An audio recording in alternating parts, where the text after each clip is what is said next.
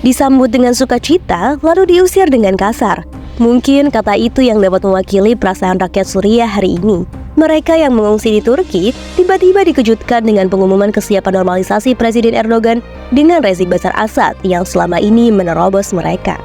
Apa alasan dibalik normalisasi tersebut? Yuk kita bahas dalam Bacain Berita buat kamu. Pada 30 Juni 2024, terjadi serangan brutal terhadap pengungsi Suriah di kota Kayseri, Turki. Hal ini jauh berbeda dengan sikap rakyat Turki yang dulunya menerima pengungsi Suriah dengan sukacita.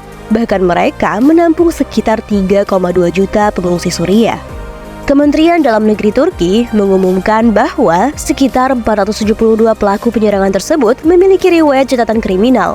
Mereka menjungkir balikan mobil-mobil dan membakar toko-toko di pusat kota Kayseri, menuntut para warga Suriah untuk pergi. Tindakan kontra pengungsi Suriah ini sudah dimulai lebih dari 2 tahun yang lalu. Kekerasan xenofobia seringkali dipicu oleh rumor yang menyebar di sosial media dan aplikasi pesan instan.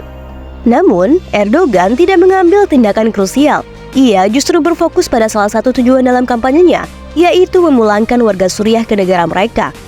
Kami sedang mempersiapkan sebuah proyek untuk mengembalikan 1 juta saudara dan saudari Suriah ke tanah air mereka.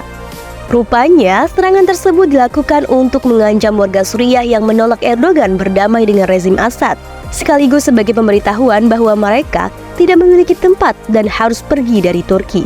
Jika tidak, Erdogan bisa melakukan hal yang lebih mengerikan dari itu. Erdogan juga mulai mengumumkan kesiapannya untuk bertemu dengan diktator Bashar dan mengirim kepala intelijen serta menteri luar negeri dan pertahanannya untuk bertemu dengan rekan-rekan mereka di rezim diktator tersebut. Pada 5 Juli 2024, Presiden Turki Erdogan menyatakan, kami mungkin akan mengundang Putin dan Bashar Assad. Jika Putin berhasil mengunjungi Turki, ini akan menjadi awal dari proses baru dalam hubungan kenegaraan. Ia juga mengatakan suasana damai yang akan berlaku di Suriah juga diperlukan untuk kembalinya jutaan orang ke negara mereka. Pernyataan ini berarti mengusir para pengungsi Suriah dari negara kedua mereka, yaitu Turki.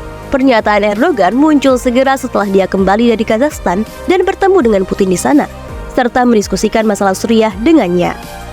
Bashar Assad juga menunjukkan kesediaannya untuk bertemu dengan Erdogan setelah Alexander Lavrentiev, utusan Presiden Rusia.